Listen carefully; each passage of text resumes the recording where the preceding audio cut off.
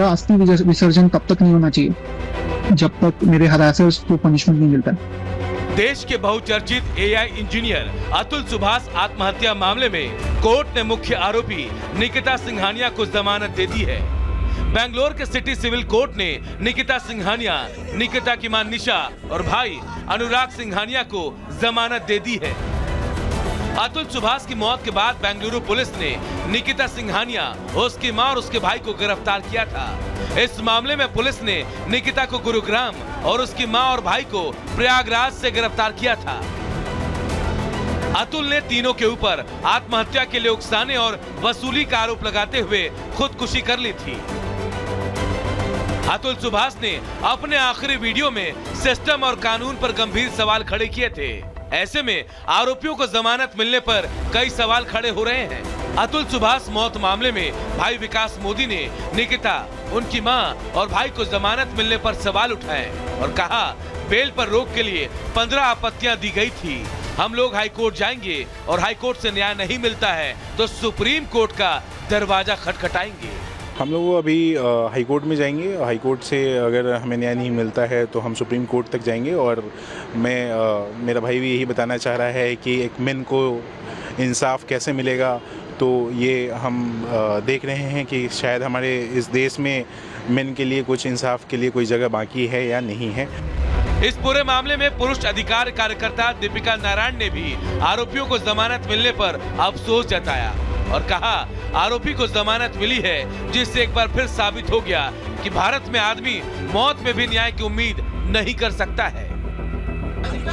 ये प्रूव हो गया कि भारत में जो है सिर्फ महिलाओं की जिंदगियों की कोई भी महत्वपूर्ण है या महत्वता है।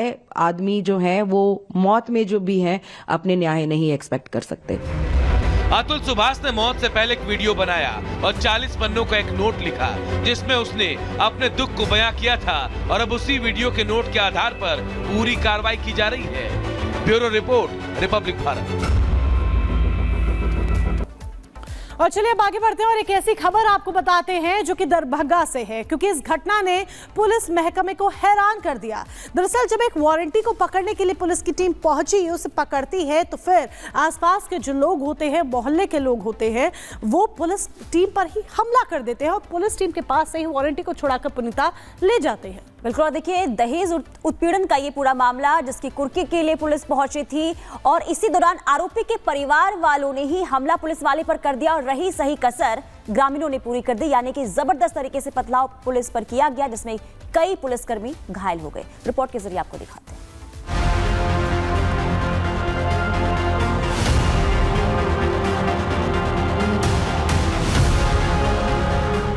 ये तस्वीर बिहार के दरभंगा जिले की है, जहां पुलिस आई तो थी दहेज उत्पीड़न के मामले में कुर्की करने, लेकिन पुलिस का दांव उल्टा पड़ गया। आरोपी के घर वालों ने पुलिस पर ही हमला बोल दिया और रही सही कसर इलाके के लोगों ने पूरी कर दी। हमले में 2 सब इंस्पेक्टर के साथ एक सिपाही बुरी तरह से जख्मी हो गया। इतना ही नहीं, हमलावरों ने मुख्य आरोपी को पुलिस की गिरफ्त से भगाने में कामयाब भी हो गए और पुलिस लाठी पीटती रह गई। क्योंकि बच्चे आ गए थे इसलिए पुलिस की ओर से ज्यादा बल प्रयोग नहीं किया गया, लेकिन वार्निंग देते हुए, चेंज करके उन्हें हटाते हुए स्थिति को कंट्रोल में लिया गया है। वीडियो को देखा जा रहा है और इसके पीछे जो लोग थे जिन्होंने को आंदोलित किया था उनके बारे में पता चला। कितने लोग अब तक जो है डिटेन किए गए हैं टोटल? अभी तक 4 लोग डिटेन हैं, जिनमें से एक वो है जिसका वारंट। स्थिति बिल्कुल सामान्य है। अभी रोड चालू हो गया है, तो भीड़ में खदेड़ दिया गया है। FIR दर्ज कराकर जो वीडियो आए हैं उन्हें सत्यापित कर उन पर कार्रवाई की जाए। दरअसल पुलिस की कार्रवाई का शोर पूरे इलाके में फैल गया। हंगामे की वजह से लोग इकट्ठा होने लगे। फिर क्या था, पुलिस और स्थानीय लोगों के बीच झड़प शुरू हो गई। पुलिस वालों की माने तो हमलावरों ने पहले पुलिस दल को बंधक बना लिया और फिर पुलिस वालों पर ईंट पत्थरों से हमला बोल दिया। होता है कि अगर मिल गया तो हम गिरफ्तार कर लेते हैं। सामने वो पड़ा, हम लोग पकड़ने का प्रयास किया, हम लोग समझाए भी कि निकला हुआ है, आप चलिए स्वेच्छा से, लेकिन उनके द्वारा मना किया गया। नहीं, गिरफ्तार कर लिए, उसको पकड़ लिए, उसके बाद भी उन सब के द्वारा छुड़ा करके ले जाते। नाम सब बता दीजिए। हालांकि पुलिस ने बचाव में हवाई फायरिंग भी की, लेकिन हमलावर टस से मस नहीं हुए। जब पुलिस की बाकी टीम पहुंची तब जाकर पुलिस ने कई लोगों को हिरासत में लिया। इतना ही नहीं, 2 आरोपियों को भी गिरफ्तार किया गया है। अब इस मामले में पथराव करने वालों की सीसीटीवी फुटेज के आधार पर पहचान की जा रही है। Bureau report, Republic Bharat.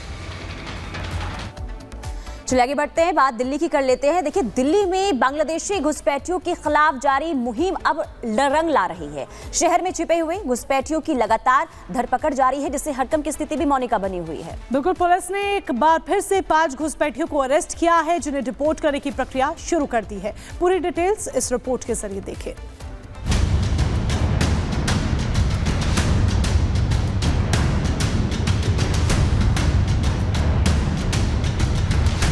Delhi police की पकड़ में आए ये लोग बांग्लादेशी घुसपैठिए हैं, जो अवैध रूप से भारत में आकर छिपे हुए थे। दिल्ली पुलिस ने इन 5 को एक विशेष ड्राइव में पकड़ा है। जल्द ही इन्हें बांग्लादेश डिपोर्ट कर दिया जाएगा। दिल्ली पुलिस ने 5 और बांग्लादेशी नागरिकों को गिरफ्तार किया है, जो अवैध तरीके से डंकी रूट के जरिए भारत में दाखिल हो जाते हैं और उसके बाद दिल्ली के उत्तम नगर इलाके में रहने लगते हैं। दरअसल दिल्ली पुलिस को जानकारी मिली कि उत्तम नगर मेट्रो स्टेशन के पास जो क्लस्टर इलाका है, वहां पर 5 बांग्लादेशी इलीगल तरीके से रह रहे हैं। जिसके बाद दिल्ली पुलिस की टीम वहां पर पहुंची, सर्च ऑपरेशन चलाया गया, उन 5 के डॉक्यूमेंट्स चेक किए गए। जब उन 5 के फोन को चेक किया गया तो पता लगा कि फोन के अंदर से उन सभी की बांग्लादेश से जुड़ी हुई नागरिकता के डॉक्यूमेंट हैं, वो पुलिस ने रिकवर किए। जिसके बाद इन 5 को FRRO में एक तरीके से भेज दिया गया। अब इन 5 के वापस बांग्लादेश डिपोर्ट करने का जो प्रोसेस है वो शुरू किया जा रहा है। दिल्ली में विधानसभा चुनावों की आहट के साथ ही पुलिस ने शहर में छिपे हुए घुसपैठियों के खिलाफ अभियान चलाया हुआ है। इसके तहत पिछले करीब 1 महीने से दिल्ली में अवैध बांग्लादेशियों की धरपकड़ कर रही है। दिल्ली की घनी और मुस्लिम बहुल बस्तियों में ठिकाना बनाए हुए इन घुसपैठियों की तलाश की जा रही है। इसी के तहत दिल्ली में अवैध रूप से रह रहे 5 बांग्लादेशी पकड़े गए हैं। दिल्ली के उत्तम नगर इलाके में अवैध रूप से 5 घुसपैठिया रह रहे थे। मोबाइल फोन, कागजात चेक करने से इनकी बांग्लादेशी पहचान साबित हुई। 5 संदिग्धों को विदेशी पंजीकरण कार्यालय में पेश किया गया। अब 5 घुसपैठियों को बांग्लादेश डिपोर्ट करने की कार्रवाई की जाएगी। दिल्ली पुलिस का कहना है कि अवैध तरीके से बांग्लादेश के नागरिक भारत में आकर रह रहे हैं और खास तौर पर दिल्ली के अलग अलग इलाकों में रह रहे हैं। उनको पकड़ने के लिए अलग अलग मुहिम चलाई जा रही है और पिछले 4 दिनों की बात करें तो अभी तक 40 से भी ज्यादा बांग्लादेशियों की पहचान की गई है और उनको वापस बांग्लादेश डिपोर्ट करने का जो प्रोसेस है वो तेजी से शुरू किया जा रहा है। हालांकि दिल्ली पुलिस का कहना है कि लगातार इस तरीके की मुहिम ग्राउंड पे चल रही है। आपको बता दें कि 19 नवंबर 2024 से दिल्ली में छिपे बैठे घुसपैठियों के खिलाफ पुलिस का अभियान चल रहा है, जिसके तहत करीब 1.5 दर्जन बांग्लादेशियों को पकड़ा जा चुका है। इन बांग्लादेशियों की डिपोर्ट करने की प्रक्रिया भी शुरू कर दी गई है। दिल्ली पुलिस की यह ड्राइव आगे भी जारी रहेगी। इस ड्राइव के तहत घनी बस्तियों में संदिग्धों की पहचान की जा रही है। घर घर जाकर दस्तावेजों की जाँच की जा रही है। छोटे छोटे गेस्ट हाउसों में भी पड़ताल की जा रही है। घुसपैठियों के मददगारों पर भी शिकंजा कसा जा रहा है। जाली दस्तावेज बनाने वालों के खिलाफ भी मुहिम चल रही है। 3 दिन पहले ऐसे ही एक गैंग का पर्दाफाश किया गया था, जो कि बांग्लादेशियों को जाली दस्तावेजों के सहारे भारत में बसने में मदद करता था। गिरोह का सरगना भी बांग्लादेशी था, जो 1 दशक पहले अवैध रूप से आकर भारत में रह रहा था। दिल्ली में ठिकाना बनाने के बाद आरोपी ने बांग्लादेशी घुसपैठियों को बसाने का धंधा शुरू कर दिया था। इसके अलावा भी कई बांग्लादेशियों की धरपकड़ की गई है, जो वीजा खत्म होने के बाद लौटने के बजाय दिल्ली में ही छिपे हुए थे।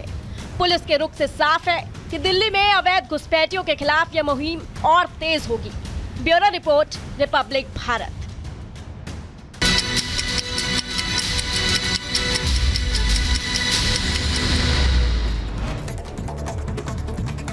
उत्तर प्रदेश के कुशीनगर में कई झोपड़ियों में लगी भीषण आग। इलाके में मची अफरा तफरी, घरों में रखा सामान जलकर राख हुआ। देर से पहुंची फायर ब्रिगेड की गाड़ी।